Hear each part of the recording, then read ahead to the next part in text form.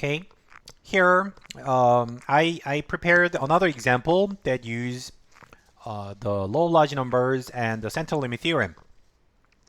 And maybe you may have heard about this result from microeconomics. It is not that statistical, but more economics argument. Okay, let's see.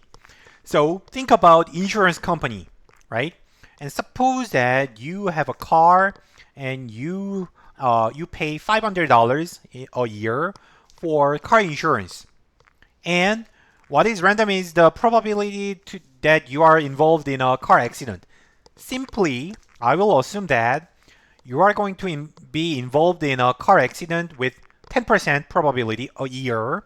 And if that happens, the insurance company will cover $3,000 for simplicity, right? Simply, it is yes or no. If you do not have any accident, the company does not pay you anything. But if you are involved, then the company compensates $3,000. Okay, then I'm going to define a random variable for the profit of the insurance company makes from you, right? So 90% when there is no accident, you paid premium of $500, and the insurance company does nothing for you. So the insurance company takes your $500. So $500 profit, right? But when there is an accident, the insurance company loses more than $2,000, $2,000 and $500 because you already paid $500 premium, but because of the accident, the insurance company pays you back $3,000. So it is a loss of $2,500. Happens with 10%. So then the problem is this is a really, really risky business, right? You are going to be fine with 90%, but with 10%, maybe it's a bankruptcy, right? So how does it sustain, how does it avoid, how does the company avoid bankruptcy, this risk, right? The idea is risk pooling. It's economic theory. Suppose that we are going to consider 100 policy holders. So there are 100 drivers who have the same insurance policy. But and I will assume that they have the same probability distribution, like 10%, $3,000, 500 premium, right? And I'll also assume that they are independent. So even if you are involved in a car accident, that does not affect other policyholders, other drivers, right? So in this case, I am going to denote X subscript I as the insurance company's profit from ith policyholder, right? Ith driver I. And we will consider X bar as the average profit out of 100 drivers. Okay? What we are interested in is the probability of a loss. Probability that the insurance company does not make any profit, or makes a negative profit, right? So this is what we are calculating here. Okay, then to do that, you know how to do it. You can imagine the process. First, we are going to approximate X bar to a normal distribution using the central limit theorem, right? So to do that, you need to calculate the parameters, the mean and the variance. They can be calculated using the formulas we learned earlier. And then after that, once you have normal distribution parameters, you can standardize the probability, and then you can find the probability from standard normal CDF, right? So it's also like mechanical procedures. So first step, we need to calculate the mean and the variance of a single outcome. We will consider only one driver, one policyholder, right?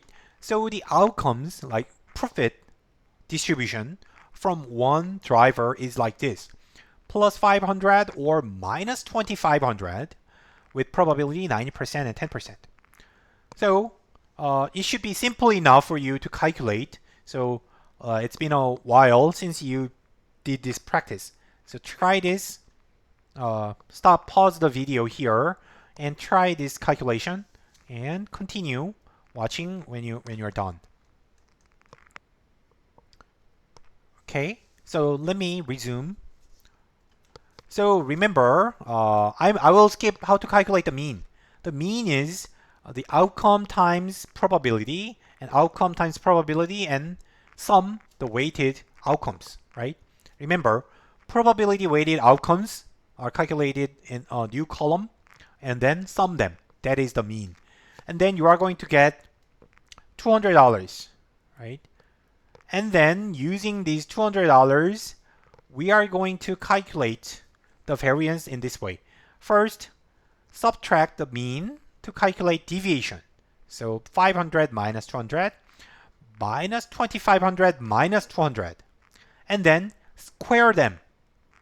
So this is squared deviation for each outcome.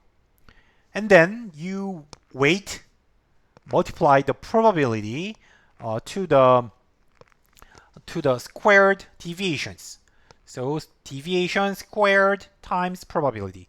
Deviation squared times probability, and sum them. That is your variance. Your variance is a huge number because variance does not preserve the unit. So take the square root of the variance in the end. Then it brings back the scale to 900, which is a reasonable scale. So the answer is 200 and 900. So 200 and 810,000. So D is the correct answer. Okay. Anyhow, the main point is we are going to use this mean and the standard deviation for the normal approximation. And remember, these mean and variance are about single outcome, single driver. So one driver give you this much mean and standard deviation. And then what about the average of 100 drivers? Average profit from 100 drivers have different mean and variance, but the mean actually is the same. Mean of the sample average is 200. Expectation of sample average is 200, but the standard deviation of the sample average is the standard deviation of a single driver divided by the square root of sample size, which is 100 again here.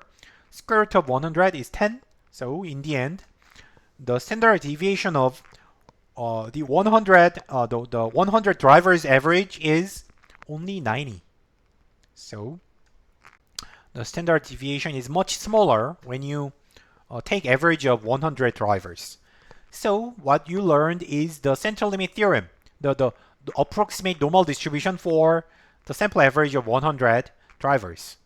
Normally distributed with mean to 200 and standard deviation 90. Then remember, what we want to calculate is this probability, and you just approximated x bar to a normal distribution. So what you are going to do here is to standardize. First, subtract the mean, divide by standard deviation. So minus 200 and over 90.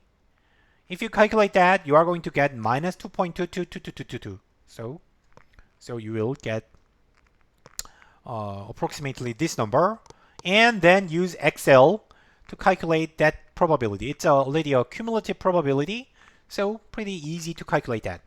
So then in the end, it is only 1.3%.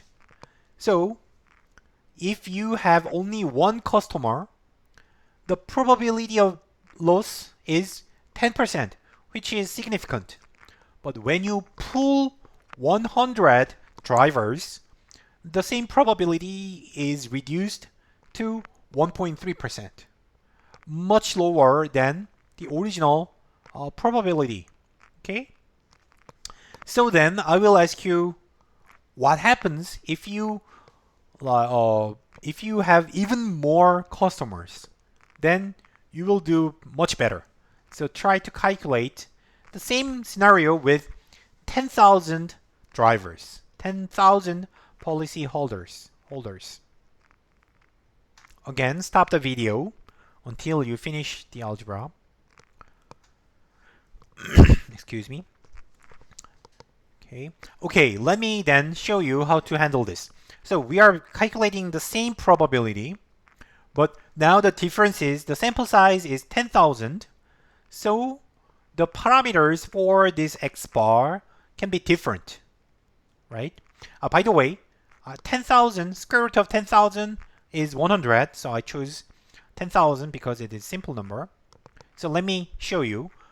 The only difference in the derivation is this part, right? In our derivation, I did not use sample size here, and the only place I used the sample size is here. So replace 100 with 10,000. Then the standard deviation becomes 9. The standard deviation of the sample average becomes only 9. That is the only difference. And from here, you have to redo the standardization and calculating the probability using the new standard deviation. That's it, right? So we are going to approximate x bar to a normal distribution with these parameters. And probability smaller than 0 will be standardized by subtracting the mean and divide by the standard deviation. And then here, because the denominator is now 9 instead of 90, we are calculating probability smaller than standard normal distribution, smaller than minus 22. If you put this number into Excel, you are going to get 0%, right? So minus 22 is, as I say, approximated rule of thumb is minus 4 has even already close to 0%. So minus 22 is 0.000%, extremely small probability. So this is a surprising result. Risk disappears. Like there is a small probability of loss, but if you calculate the number on Excel, you are going to see how small that is. It is extremely small probability, and this is the theory behind insurance industry, right? How insurance companies manage risk and they make profit, right? So you may have learned this from microeconomics. I'm not certain if this is in the curriculum or not, but also closely related to the central limit theorem and law of large numbers. So it's an interesting example. Okay, so I still have one more example about overbooking. So this example, the main purpose of this example is to compare with binomial distribution. So in a way, binomial distribution can be understood as a sampling distribution. So I will explain that in the next video. Okay, thank you.